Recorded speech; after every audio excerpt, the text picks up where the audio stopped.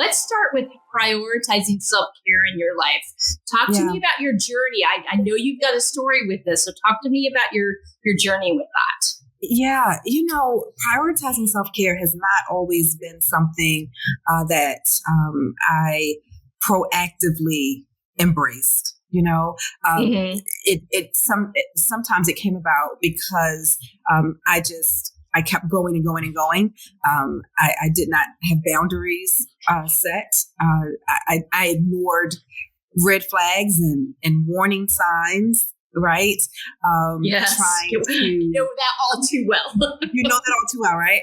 And so for me, prioritizing self-care really came from going through pain, right? It didn't come through just because someone said this is what you're supposed to do, or it didn't come, naturally for me. It was something that I had to learn the hard way, right? And sometimes we have to do that. Sometimes it takes that, right? So now, because I have gone through some things and I understand the value, right? Not just the purpose, but the value. And to me, those are two different things. Yeah. But now that, because I understand the value of prioritizing self-care, it is now a part of my lifestyle, right? Because, at some point you get tired of going through the cycle of sickness. If it's physical, if it's emotional, you get tired of not having stability. You get tired of not having a firm foundation. And so for me, going through some of the things that I went through pushed me to see my eyes, right? Really opened my eyes to see that, okay, Carenda, if you keep going the way you're going, if you keep doing things the way that you're doing things, this is not going to end well, right? This is not going to end well. And so, again, prioritizing that came from pain and from hard lessons. But now, we're at a different space and place, but it did not come easy.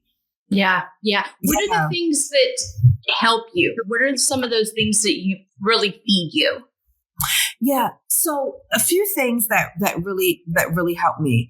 One is something that I teach and talk about a lot is emotional resiliency.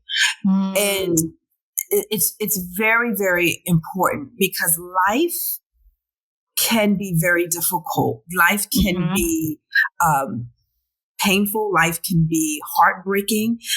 Life can also be very joyous and celebratory and all of that as well. It comes with so much, right? And emotional resiliency is something that really helps me. So what do I mean by that? I'll unpack that.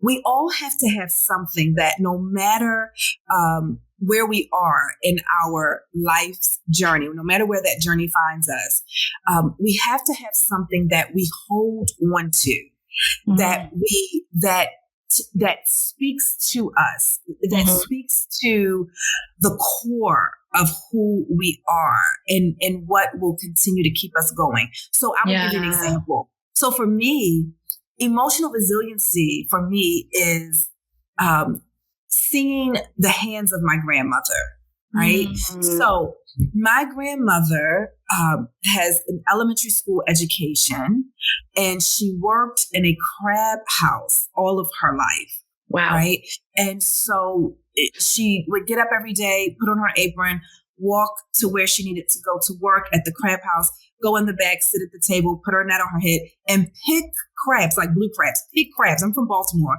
So anyone that knows that, I'm talking about, all right. Yep. Pick crabs to get crab meat to sell, put into containers and sell. And through that, she raised 4 children, one including my mother, but she raised 4 children. She was able to own a home. She was able to purchase a car and have a way of life. And so when there are times when life gets difficult and the road gets tough, and I need to prioritize when I talk about self-care, I look at a picture of her hands, because her hands, her nails are very curved and they're worn, right? Because she used her hands so much to survive. And so, for me, prioritizing self-care, one is by having emotional resiliency, having a visual, having a word, having a song, having a phrase, something that you can relate to, that speaks to the core of who you are, that gets you back in that momentum to say, no, I cannot give up now. I cannot quit now. So that's one thing. Another thing that I do is I'm very big on numbers. So 1111 is my number. And some people also can reference it to having angelic meaning and purpose when you have double numbers. But it means to keep going, right? And so 11:11 a.m. and 11:11 p.m., I take time to stop, take a deep breath, embrace love, embrace, the day, the celebrations, the accomplishments, even the challenges. But I take that time, even if it's just a minute, to love on myself, to be still and to be very present. So that's another way in which I prioritize self-care, by being very cognizant of time. Yeah. I love that intentionality. And I think that's such a great example, because we don't have to, it's not always about the time we take to do it. It's taking the time to do it. So it's not necessarily amount of time. It's what is wrapped into that time that's going to fill you up, that has intention around it. I think that's such a great distinction. I also loved your distinction between purpose and value. So you want to talk about that more? I really like that. Yeah. So when you think of purpose, you're thinking of the essence of something, so to speak, the definition of something, so to speak. But when you think of value, it is the weight and the measure that comes along with that definition, that comes along with that description of what that purpose is, right? So I feel like it's one thing to have purpose and to know purpose, but to value your purpose, that is a different mindset. That is a different heart talk, right? That is a different level, a different way of thinking and living. When you value your purpose, you'll see things differently. Your perspective is different. How you look at your challenges are different. How you even go about your day and prepare yourself and interact with people, right, is different. And you understand value, right? So purpose is good. I'm all about it. But I do think sometimes we have to dig a little deeper and recognize the value of things, which is different than just understanding purpose. I love that. That's such a great distinction. And that is so true. And I never thought about it that way before, but I love that. Thank you for sharing that. That is really powerful and puts a different perspective on it, because we will make time for the things we value. We will make, and so that's where, we can academically know, yes, I have a purpose and this is what it is, but to value that purpose and to then take care of it. Yes. And nurture it. Yes. You took the words right out of my mouth. To take care of it, to nurture it. One of the things, and I'm sorry if I'm cutting you off here, but one of the things that I have been challenging people to do for 2024 is not to just focus on setting goals, right? But to think of your word, like, what is your word for the year? And when you have that word, what you're going to do, you're going to completely engulf yourself around that word.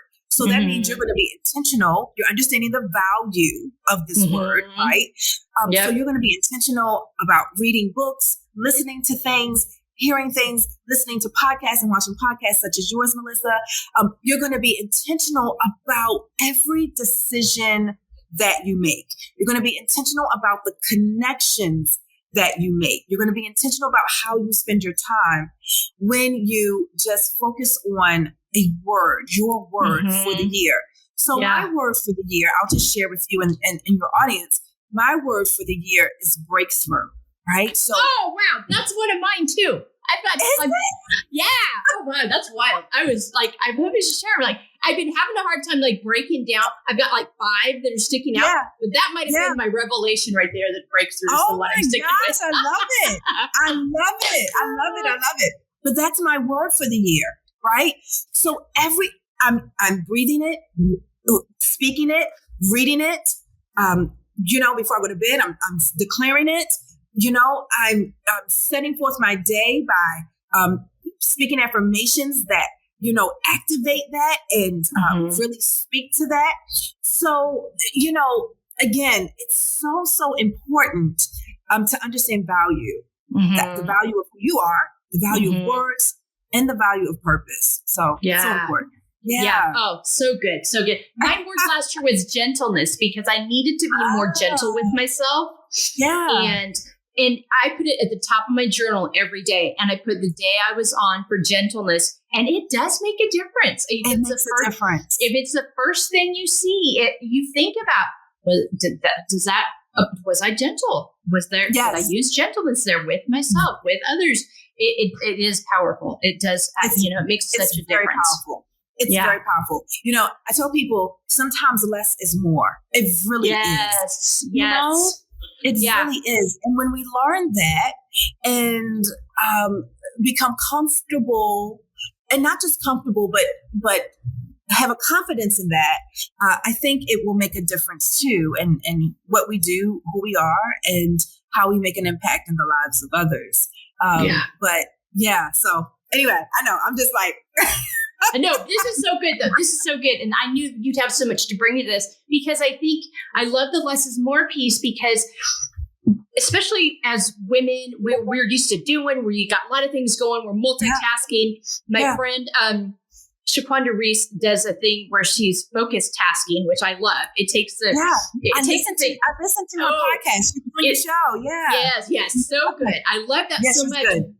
But it's that less is more. It's like find those things that are really feeding you. It's not about how many things you're doing. It's about the quality of things you're doing. If there's that one thing for that 1 minute, you talk about stopping at 11:11. You've got intention every day that you're going to take a moment for yourself.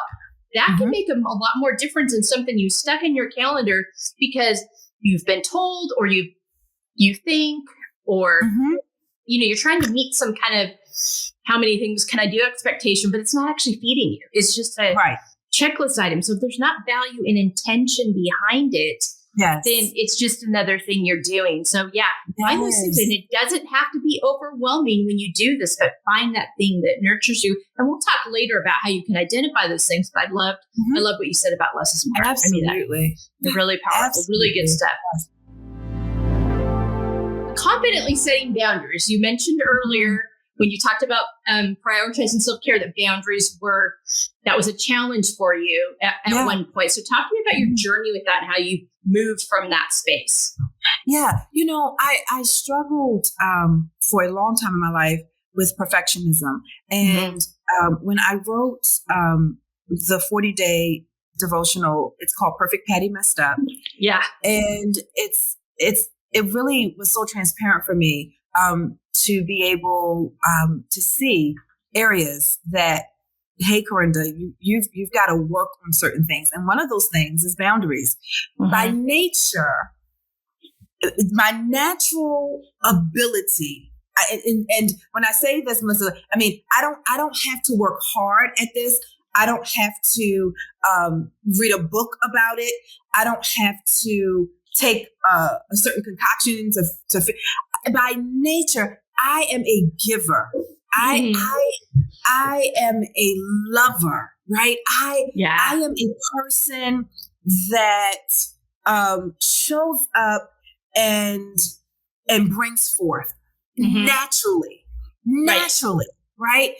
And as great as that is, And as wonderful as that is, and as grateful and blessed that I am that I have that natural ability to connect and to share and to give and to pour out and to motivate and to build up, all of that's wonderful. But if you do not set boundaries, you still will be living a life of chaos, right?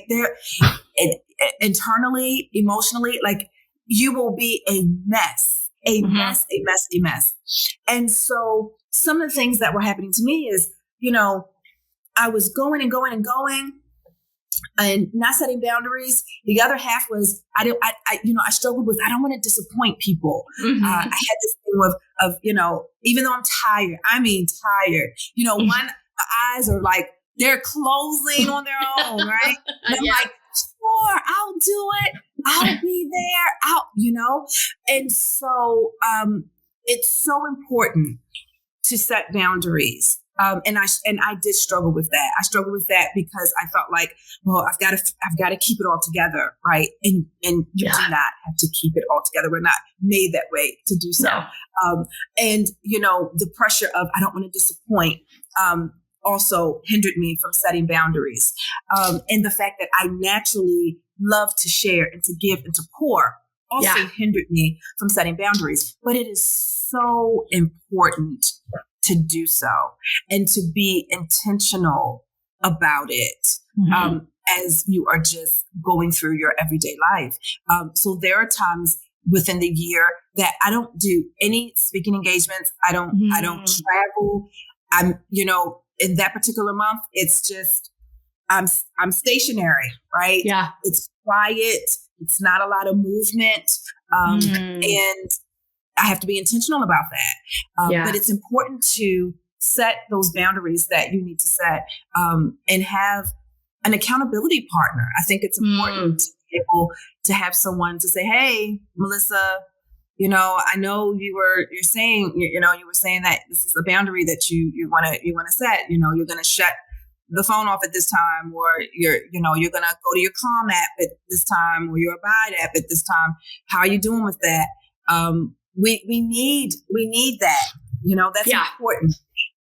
Because it's easy. It's so easy to get off course, or to become distracted or to become busy. So setting boundaries is so necessary. It's not, it has to be, it can't be an option for us. It's something that we have to do to stay healthy for ourselves first, so that we can be healthy for other people.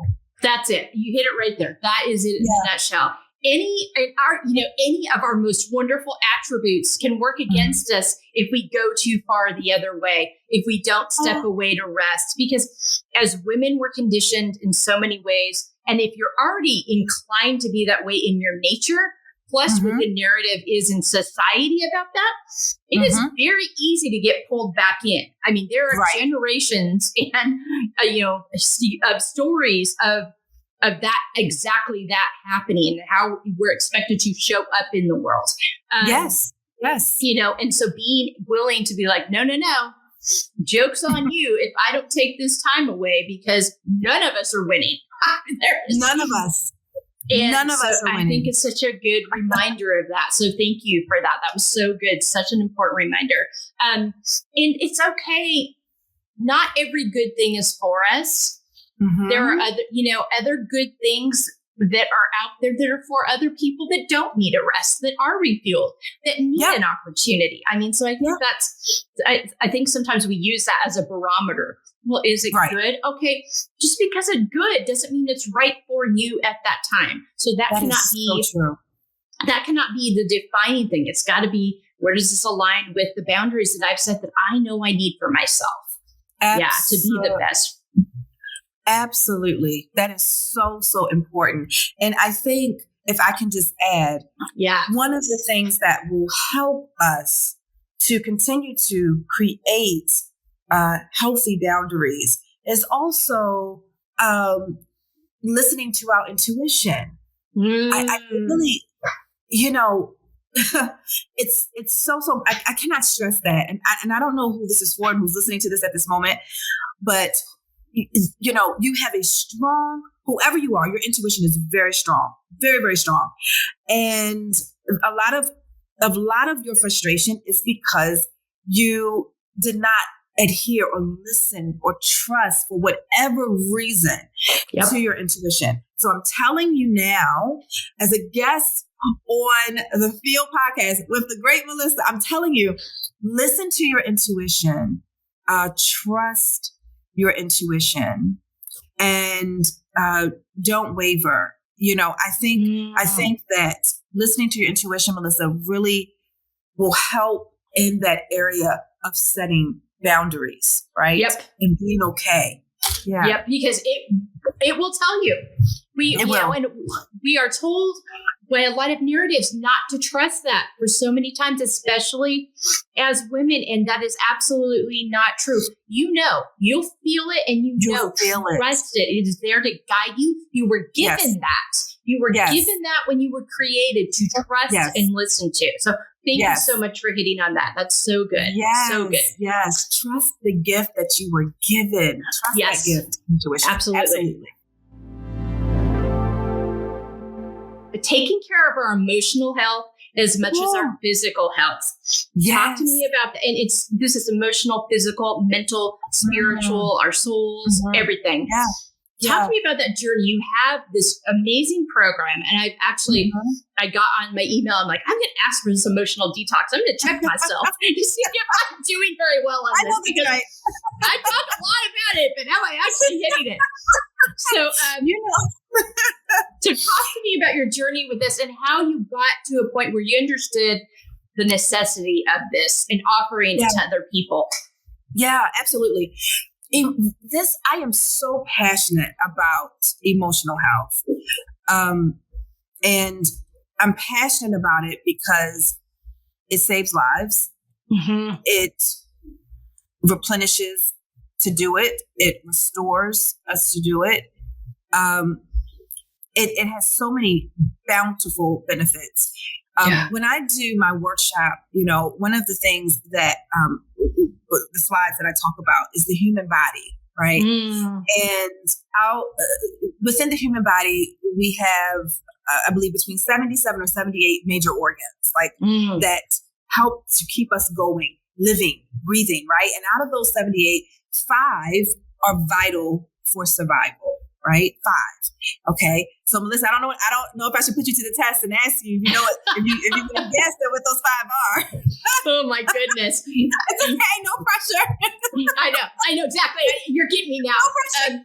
I know. Well, I would say, your heart, your liver, your heart, your liver, your pancreas. Okay.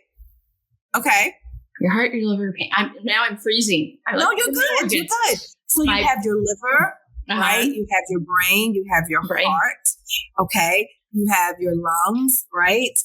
So, and now I've just went blank on the 5th one. But the hardest working organ. Is it bladder? No, it's not bladder. It's not bladder. Is it I'll pull it up and make sure we have it by the end. Maybe it's kidneys. Yes, your kidneys. Your kidneys, your liver. Yes, you got it. Yes, that's right. It's your kidneys. But the hardest working organ out of those 5 is the heart. The heart is the hardest working organ. And that was such a revelation to me, because if we do not take care of the heart, first of all, it's already the hardest working organ in the body, right? Already by itself. By itself, right? So if we add layers of emotional weight and toxins, such as unforgiveness and, frustration and resentment and anger and bitterness. So, if we add layers to the heart, it's going to take your heart even harder to work. To work, right? So emotionally detoxing is something that is so passionate for me, because by not doing so, not only did I experience significant weight gain, and not only did I experience sickness and being in the hospital, not only did I experience having the cycle of unhealthy relationships and, going through multiple marriages, I had to come to a point in my life, Melissa, where I said, we have got to go deeper.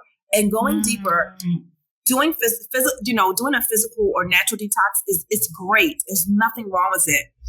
But working on that inner self and detoxing emotionally is just, it's priceless.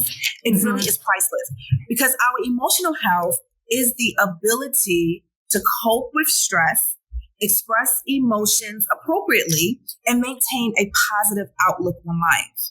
Yeah. So when we talk about emotional health, that's what it is, right? Our ability to cope with stress, and to express our emotions appropriately, and to maintain a positive outlook on life. So if someone has never detoxed emotionally, I tell people you should at least do it one time in your life, right? Yeah. Because we all come from different various backgrounds and upbringings, life experiences, and it's healthy for us and it's healthy for our heart, right? To detox emotionally, to release, right? To not necessarily ignore the emotions that you have, but really understand how to express them appropriately, how to grow and mature as an individual, and not stay in that state, right? Yeah. And so I am so passionate. As a matter of fact, Melissa, even though I did the program, like I constructed, but I do the program as well. Like I didn't just create this program to be like, oh, this is for you. Here you go. No. The month of December, guess what Carenda Deonne was doing? Detoxing emotionally. Yeah. So much had happened within the year. Yeah. And I'm like, great time to detox emotionally, because I do believe you have to prep before you set. You have to do that. Right? No, I like that. So, detoxing emotionally, I'm so passionate about. And I was able to, through lots of prayer and through really listening to my intuition and looking at things that I did that really helped me construct this 30-day regimen for women to go through. And it comes with their calendar, and it comes with every day you have something that you do, but it works. I'm telling you, it's life-changing. It really is. Yeah. Well, I love that, because I would tell you, and I think you would agree with me on this, if you do the emotional detox first, you may not need to do the physical detox, the dietary detox. That's because so many of these things that are happening in your body are because you haven't healed those places that need to be healed.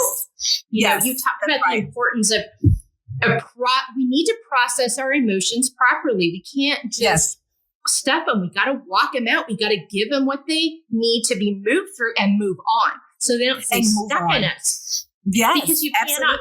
So you have room for the joy and the gratitude, but also allowing yourself to. It's not a bad thing to be angry if it's justified. And it needs to be walked through. And sometimes it can even motivate you to greatness. But if you have been told you're not supposed to be angry, that being angry is bad, and you just continue to stuff that, it is just going to show up in you in so many other ways. It could be stomach issues. It could be heart issues. It could be blood pressure. It could just be exploding on somebody emotionally.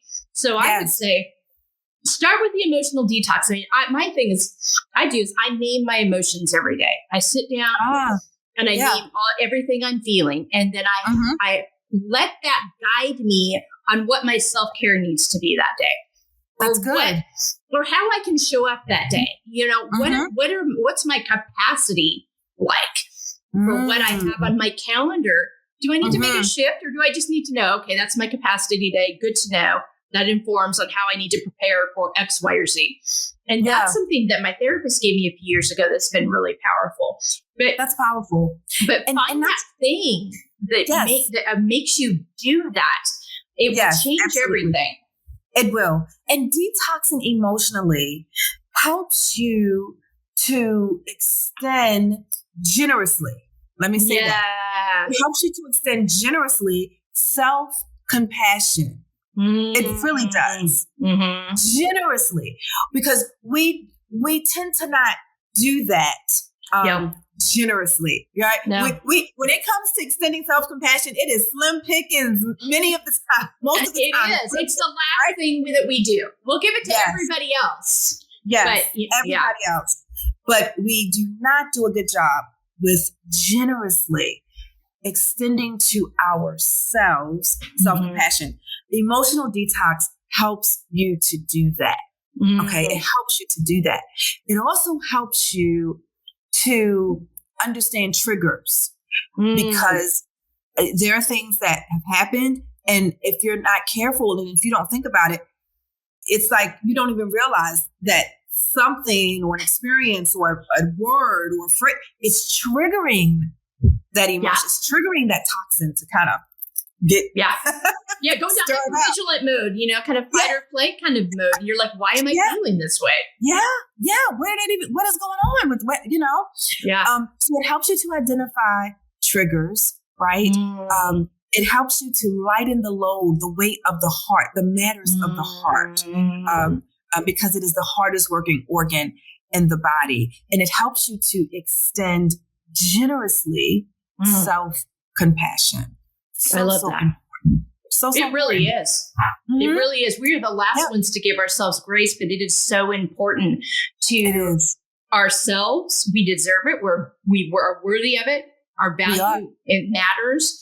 It informs how we show up in the world, and it informs our physical health. There's just so many pieces to it. Thank you for that.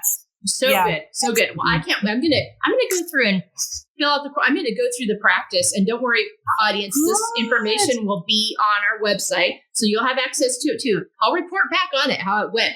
But I just was like, this is really, I just know the power of even dabbling in it like I have. And so I cannot speak to it enough. I don't think we talk about it enough in our healthcare systems. We're starting to more, we're starting to make the connection, but it's not front and center, and it needs to be, because it's all connected. Yes. And I want to add just one thing really quick. Yeah, absolutely. So one of the things that I have been doing in the last few months, I've been taking boxing classes. All right. So kudos to Coach Zach. I've been taking boxing classes, and the workshop that I do is called 12 Rounds. How to detox emotionally and when. And so I'm looking, as you said, to really get that out into some other in the marketplace and the places where people give and people need to be replenished. So anyway, and I didn't realize how valuable so many lessons that I've learned, even in boxing, how it has helped in emotional resilience, enlightening the heart. It's a great stress reliever. Like you've got to find, what works for you, but actively exerting energy through the form of exercise or yoga or whatever it is that you do. It's so important, as you also, detox emotionally. It's absolutely important. So I just wanted to add that in. I love that because it releases toxins from your body. I mean, it does. It really does. I mean, it allows you to kind of that exertion is so important. I have workouts where it's got kind of the punching part as a part of it. Yeah. I've got a pillow.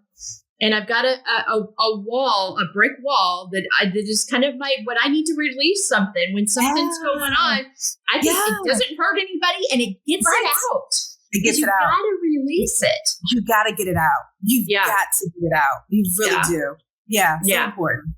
Good stuff. All right. Good stuff. I knew you were going to have so much to offer there. Talk to me how we can support ourselves and other women in living unapologetically.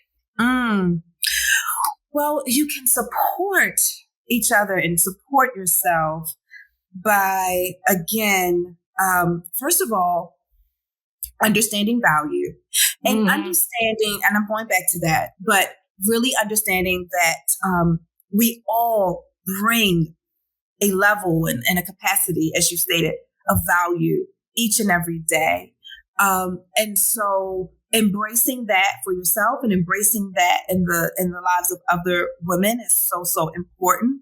And understanding that your gift might be a little different than the next person, but all of our gifts are making room to help build globally, Yes. So nationally and globally in our communities. So let's embrace each other, celebrate each other, and even take time to pour in to one another. A lot of times, it's great to be an expert, and we are taught to study and to do and to practice to be an expert in what you do, right? There are many times, even before I speak or even preach a sermon, like I'm practicing and practicing and practicing, right? But it's great to be an expert, but you need the support of your sister or a support system. You need someone that has the capability, the capacity to pour back into you. And I think that when we let go of unnecessary pressures and weights and really embrace each other, love one another for our authentic self, right? It will just make a difference, and we can absolutely do that. Yeah. And this is how we change narratives. This is how we make space. It's by getting rid of the scarcity mindset. Yes. And bringing other people in with us, lifting other people as we rise. Yes. And create more opportunity in space, recognize each other's gifts. We all bring something a little different to the table. Yes. And we don't have to be scared of that. We need to celebrate that, help use that to change. I feel so powerful about this. And I lose my words because I can't say enough. We have to get rid of that old adage of people knocking other people down as they try to climb to this top. That we got to bring each other together. Let's do this together. When let's make when we all win, it makes more space, and you don't change things with one person in the room. Right. I mean, that is trying to bring those conversations to the forefront. That's trying to create a better space for women, a better space for you as a Black woman in America. Yes. All these narratives that we have around making spaces. Let's do it together. Let's make space. Let's support each other. That is how we change things. And and this is the conversation that gets me so. Yes. And the thing is, we can't just do it once a month. We can't do it when it's Women's Month. We can't every March, right? Every March. Right now, it has to be an intentional act. It has to be something intentional that you set forth to do on a daily basis. Small steps, baby steps, big steps, whatever they are, but there is an intention to do so.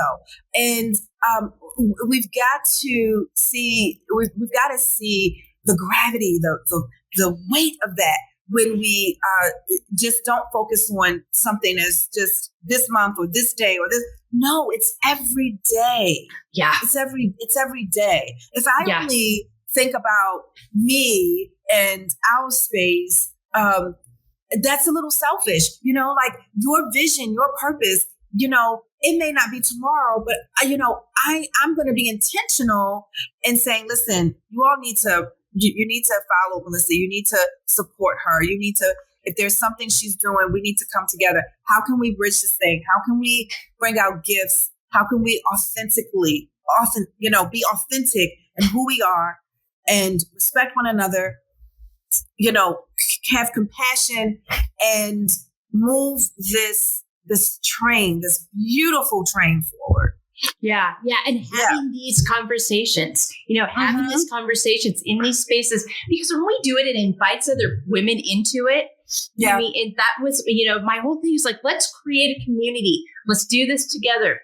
I can use this platform. I'm going to use this platform, and we're going to bring all kinds of voices on, and we're going to hear each other's stories, and we're going to talk about these things that we've been told aren't important or aren't to be talked about publicly. We're going to talk about them, and we're going to get healthy together. And we're going to rise each other up as we do it. Absolutely. Yeah. Absolutely. I love it, Melissa. I love it. So I get really excited about this. So thank you for staying with me on that. But it's just so important, and it's possible. But we all have our part in it. Yes. Yeah. It is possible. And again, to me, that goes even back to my word for the year, breakthrough, right? Yes.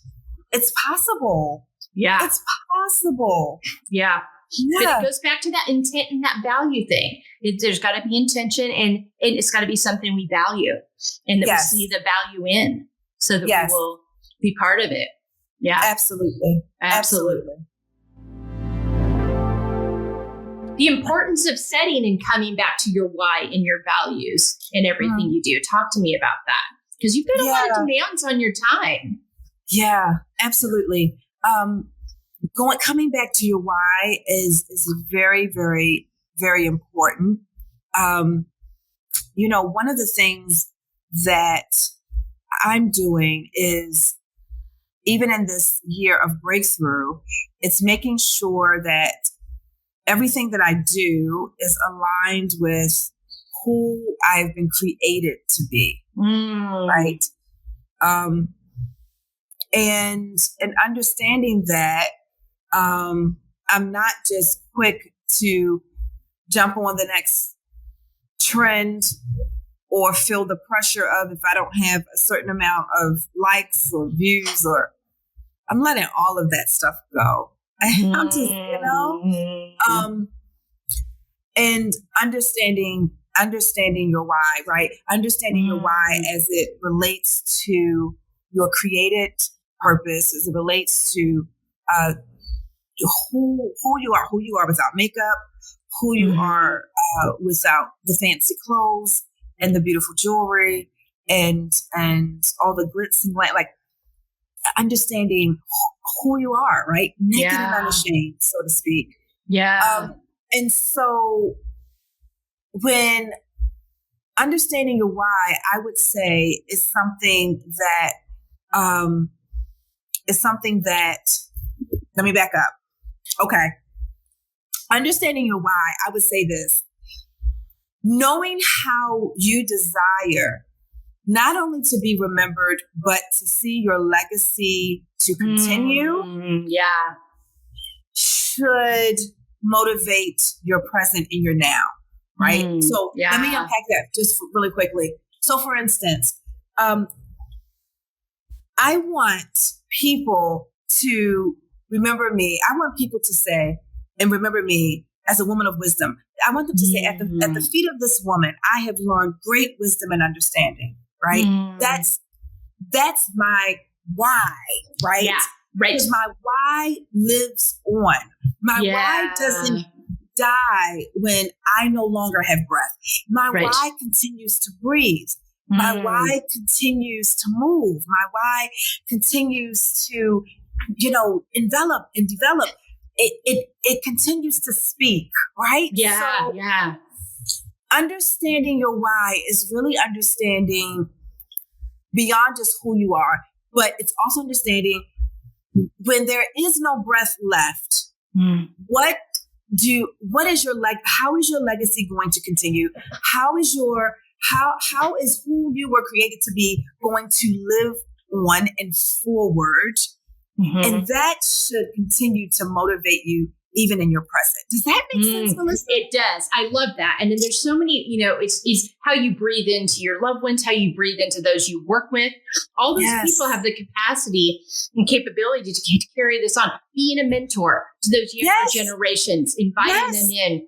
I mean, there's so many ways. And I think also too, it can feed into, there's a lot of conversations right now about generational trauma and what we can do to heal generational trauma and move forward and be the generation that changes that narrative, that goes back to the emotional detox and the things that, all those different things. But I think that is such a beautiful way of expressing that legacy and continuing that forward, and how we breathe that into other people is such a great motivator and an informer of what it is you're going to give your time to. Yes, absolutely. Yeah. It's so important. And I know, it's not the topic that people kind of want to think about or discuss, but I'm telling you, there is life after, right? Your purpose, your creativity, your gifts, all that you've poured, all that you've done, your why has to live on. It has to continue. And so understanding how you want that to look like, what that is for you, should motivate and give you that momentum to be very intentional and very present in the present. Yeah. So good. So good. Thank you so much for that. And this part feeds into the why, the values, the boundaries, but living out of your own expectations versus others. Talk to me about your expectations journey. Goodness. You know, when you said that, my whole, I was like, I know. It's a hard one. God, that's hard. It's hard. It is. I don't even know if I have, sometimes when it's like, I'm trying to even think, what do I say to that? It's hard. It is. I think that some of the growth in learning how to be continually true to yourself and not getting caught up in comparing and not getting caught up in what others are doing or not getting caught up in the pressures of others. Some of it comes through going through your own experiences. Some of it comes through doing the work, putting the work, even if it's through getting with a life coach or counseling or therapy. It can come in the form of many ways. But I will say that if you do not pay attention to the importance of that, you will continue to live your life unfulfilled. Mm-hmm. Yeah, because you're living out somebody's expectation, not your own. You're living out someone else's expectations. Yeah. And you will live an unfulfilled life, right? Yeah. So if hopefully that in itself is enough to maybe trigger, right, for you to do something different and not stay focused on the expectation of others. Listen, I was a pastor's wife years ago. Okay. And being a pastor's wife, that is a struggle, right? That's loaded with expectations. Loaded, right? You have so many expectations of how you're supposed to look, how you're supposed to sit, how you're supposed to eat, how you're supposed to speak. It's a lot. It's a lot, right? Yeah. The lights are always on. The lights are always on, right? Yeah, it's like a fishbowl existence in a lot of ways. Seriously, right?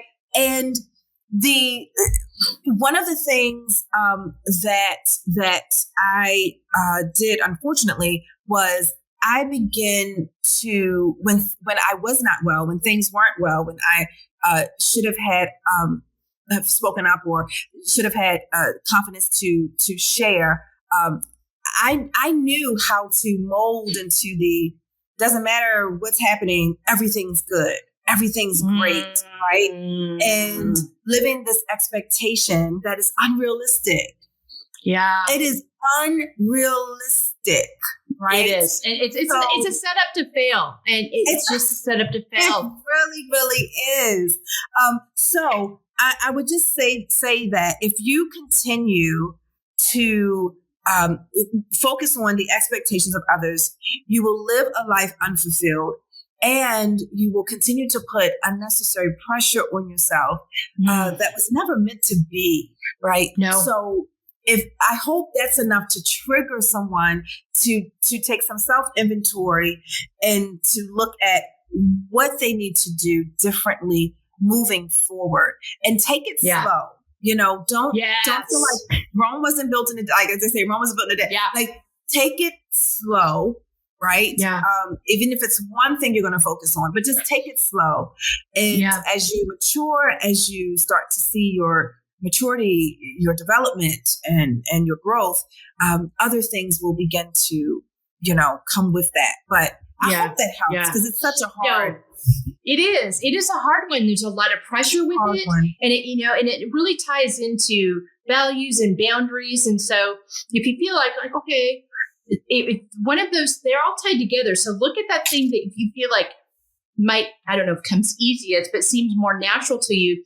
They all work together. If you can set healthy boundaries, you can understand where your values and your why, that will inform whether you're living out of somebody else's expectations or not. If those things are out of whack, the expectations piece is probably tied to that. Oh, okay. Absolutely. That's because I showed up this way because they asked me to, but really that wasn't the right way or wasn't authentic to me. And I was just doing it to not make somebody mad or to fit a narrative. I mean, so exactly. When you look at it that way, that really helps. But thank you for your honesty with that. I really appreciate it because it's a tough one. It's a tough one. It's a tough one. And I'll tell you this really quick because I know probably our time is wrapping up. Our conversation has been so great. But, I, like for instance, our time together tonight, I didn't, growing up, it was this pressure of I always had to wear makeup. Like, I together, got to have my makeup on, got to have my, all this. And tonight, today, I didn't put on any makeup. I mean, I have a little lip gloss on, right?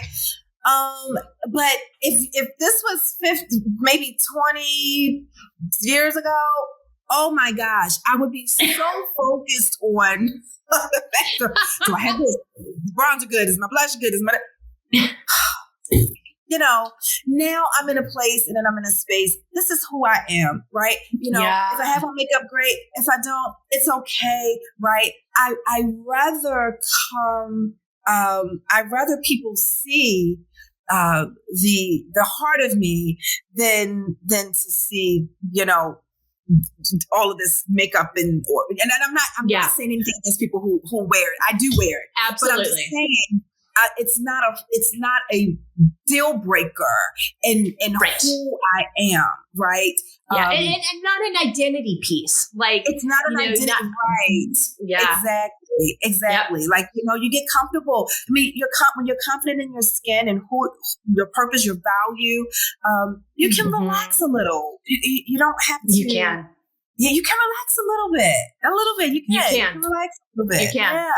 You can. And it comes through, it comes through in how we communicate with each other, how we connect with each other. And those things matter. They all play into it. Thank you so much for that. I really appreciate that because, that's the other thing we really struggle with as women is this whole narrative around beauty and beauty culture and beauty privilege and all. We did a whole episode on that. It was wow. And we could have talked about it forever. So I love that you address that because it's so much part of that expectations piece. We put so much pressure on ourselves. So much pressure on ourselves. So much pressure. Release that. Show up as who you are, and that will come through. Yes, it will come through, right? You'll have a glow that makeup can never give you. You'll have a glow that a primer, right, can never give you. I'm just saying. Yep. No, absolutely true. No, 100% agree. I love it. Talk about accepting the layered aspects of ourselves, all of our layers, all that make us who we are. Talk to me about your layers journey. And you've kind of talked about a lot of things that factor into that, but talk to me about that layers journey because that's a tough one. I mean, we have our lives are full of things that are hard and difficult and beautiful and complex. And to really value ourselves and get okay with ourselves, we got to be able to accept all those layers, those things we love, those things that we don't.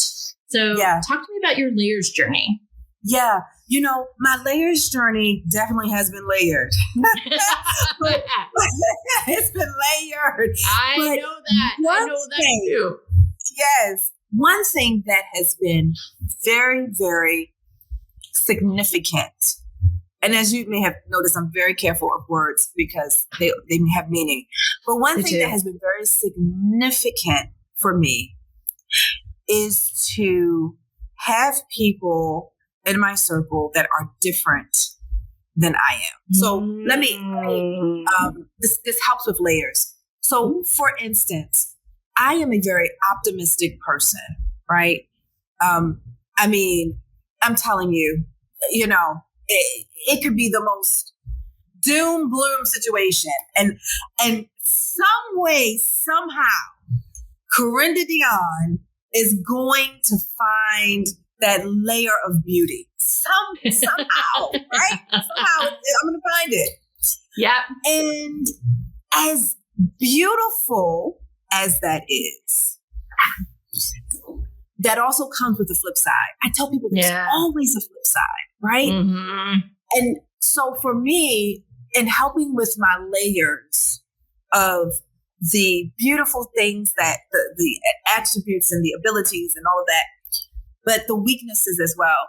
Is also hearing the flip side and understanding that, Carenda, that's great, but be aware there are sometimes people who just, they don't mean well. They have, it is what it is, So yeah, they have ulterior motives. Ulterior motives, right?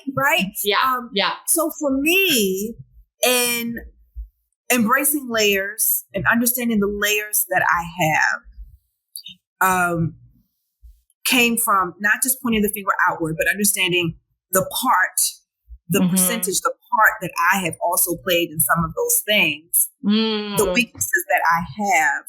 But what has been very significant is having a circle of people. It's small, but having a circle of people who are different than I am, who process differently, who have different perspectives, and who don't say, they don't come out and just, they're not trying to persuade me in a way in which to say, you're right, I'm wrong, but they're saying, be aware, be cognizant.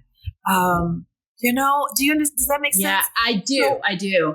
Okay. So that has helped me significantly, in layers.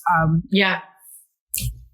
Another thing that has helped me, Melissa, and I'll say this quickly, is writing is a very safe place for me. So when I was growing up, while the kids in the neighborhood were jumping fences and playing in dirt and riding bikes, I was upstairs writing, right? And I was writing poetry. Poetry is a language. I mean, it's beyond an art. It's really a language for me. It's something that fuels and nourishes me. But a lot of my poetry has come through pain, has come through some very hard experiences. Some of my greatest works of poetry have come through some of the hardest challenges of my life. Wow. And as a matter of fact, for Christmas, I gave gifts this year. I wrote a poem. It was called Feast at the Table of Victory. And Melissa, we'll have maybe another time we'll talk more about it. But that poem was birthed in a very challenging, difficult time, right? But if I had not gone through that language would not have come forth, right? So for me, understanding layers, it's again surrounding myself with people that care about me, right? And but also are different than I am, and also leaning to things that nourish me, which one is writing and which is poetry. So I love that. I love that having those other voices around to help you see the world through a different lens is so powerful, so important. It is. And we're afraid to do that sometimes because it's so easy to surround yourself with like-minded people, but then no one is there to present another side or challenge when they're like, I'm concerned about this road you're on with that thought process. These are some things to be aware, just again, be aware of, have those honest, authentic, loving conversations because they're coming from a place of care. I also love what you said about the accountability piece. And I think sometimes we think that accountability means we have to be hard on ourselves. I mean, that is not true. Accountability is simply acknowledging your piece in it, being gracious with yourself, and being like, all right, I did the best with what I had at the time, but I know better now. I've learned. And I was coming from a place of upset or emotion or trauma, and that informed that. And I know better now, and I won't do that again. But owning that was your part in that. So you can be accountable and still be kind to yourself. So I love that you talked about the accountability piece. In living out feel and finding empowerment, embracing layers, how does this affect the quality of your relationship with yourself and with other people? Yeah. So in embracing layers, it affects me because it affects my nature, my abilities. It affects my mindset. It affects my presence, my everything. Right? It's full circle. You know, it's full circle. Yeah. And I want people to know me, right? I want to show up as Carenda, right? It's great to be recognized, and it's nice to hear nice words and things that people can say about you. But I want to be Carenda, you know, when there's no camera, there's no mic. I'm Carenda when I'm in my comfy PJs eating gummy bears and Sonic Ice, right? I'm still Carenda, right? Yeah. Yes. So embracing layers is embracing all of it. It's embracing all of you. It's embracing the you that people see. It's embracing the you that you see, the you that your family sees, the you that your community sees. It's full circle. And I hope that makes sense. It does. And when you show up authentically with other people, it gives them permission to do the same thing. And you're going to draw and attract those kind of people to you. Yes. I mean, I really think that's powerful. And when you're able to delineate between all the things like, oh, Carenda, you're such a great author. Oh, Carenda, that was a wonderful workshop. Carenda, I love those exercises and those. I love being an affiliate of yours. All those things, they're great. Right. But they're just an outpouring of who you are. Yes. And so when you can like delineate the difference and show up that authentically, you draw those kinds of people, and it changes the nature of how you see yourself and the kind of people kind of relationships you have. Absolutely. And it definitely shows, right? The seeds that seed time and harvest is a principle. It is something that will not change. It will remain. Seed time and harvest. Yeah. Those seeds that you plant, the seeds of who you are, the seeds that you plant, and even to others, that it will come to harvest. It will. It will come to harvest. And so it's so important when you're embracing your layers. You understand that, and there's an awareness of that, but that you stay true to your authentic self. It's so important. It's so important because when you do that, wow, I mean, you're talking about a bountiful harvest.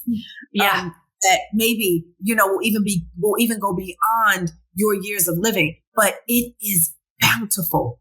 You know? Right. I mean, yes, it is. And it's that breakthrough piece you talk about, Yes.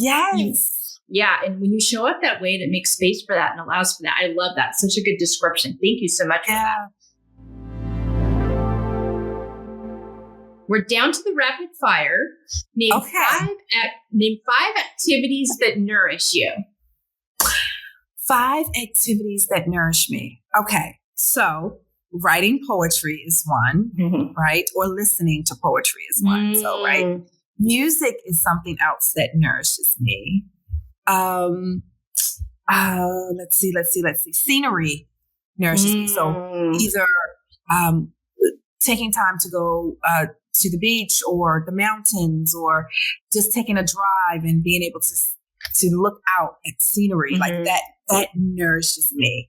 I would say this might sound really weird, but like watching shows or going to the zoo or learning about, I don't know, that nourishes me. I know. I love those documentaries about all of that, how that all works. That nourishes me. I don't know why, but it does. That nourishes me. And laughter nourishes me.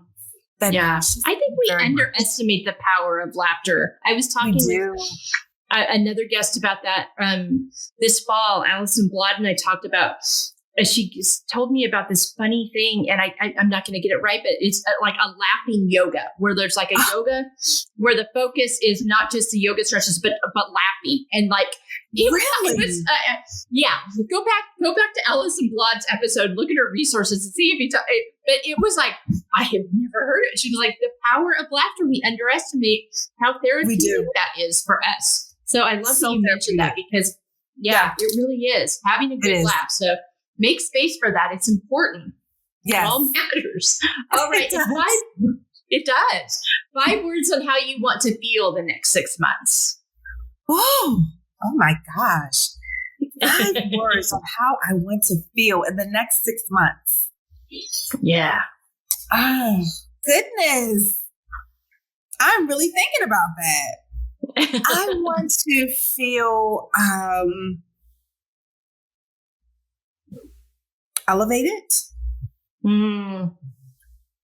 But elevated like in green pastures, so to speak. Elevated peacefully. Yes. You know what I mean? Right. Like a peaceful elevation. I want to feel like a lioness, so to speak. You know, to occupy and to dominate, to take authority, not in a brace, but you know what I mean? But with all of those gifts that you have, take that authority, share, be confident, be strong. Yes. I want to feel that. I want to feel continual compassion and empathy for others. I want to always be sensitive to others. Sensitive to what they're going through, sensitive to what they're feeling, sensitive to their story, sensitive to their journey. That's important to me. I want to feel, goodness. Oh, I'm trying to think. I've got 2 more words I need to think of, right? One more. Okay. One more. I want to feel, oh my goodness. I am not used to being speechless like this. I want to feel,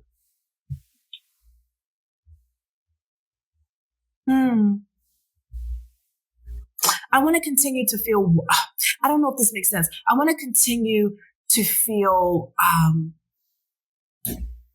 wisdom, like feel the power of wisdom, feel and fuel, words of wisdom. I always want to grow in wisdom. So to feel wise, to feel noble.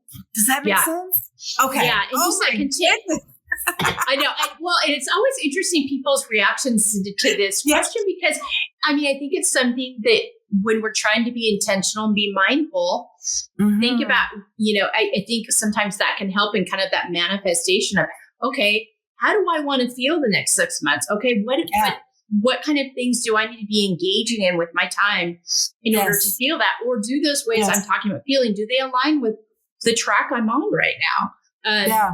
So it's a powerful exercise, one that I probably need to ask myself more often. I'm great at asking you all. It is very powerful. But I like it. I might have to use that, Melissa. I know. Go ahead, please. And I got to use it more on myself. Absolutely. It is yours. Take it and run with it. I trust you'll do very good work with it. All right. Yes. Carenda Deonne, tell us where people can follow you. Don't worry, people, if you're driving down the freeway or you're, at the kids' soccer practice, this will all be on our resources page at embracinglayers.com. But tell people right now about how they can learn about your books, your work, all that you're doing. But hear you speak, all those things. Super, super easy. The website is carendadeonne.com. Social media, Instagram, it's at Carenda Deonne. Facebook, it's at Carenda Deonne.